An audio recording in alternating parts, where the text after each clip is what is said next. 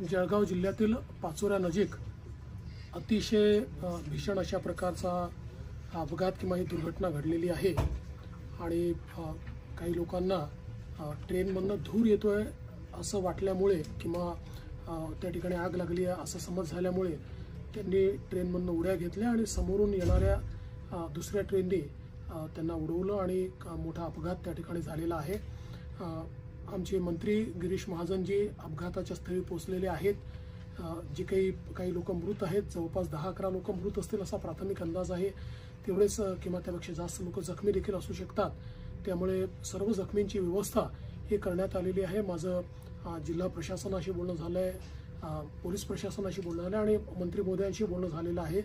ज्यांना जे त्या ठिकाणी मृत आहेत त्यांच्या कुटुंबाला 5 लाख रुपये मदत ही महाराष्ट्र सरकारच्या वतीनं आम्ही देणार आहोत आणि जे जखमी आहेत त्यांचा संपूर्ण उपचार हा वेगवेगळ्या हॉस्पिटल्समध्ये जिथे जिथे ते आहेत तो सगळा मोफत उपचार त्या ठिकाणी करण्यात येईल आणि त्यांचे जे नातेवाईक आहेत त्या नातेवाईकांच्या फॅसिलिटेशन करता किंवा त्यांना नीट सगळ्या गोष्टी मिळाव्यात अशा करता देखील सर्व प्रकारचे निर्देश देण्यात आलेले आहेत।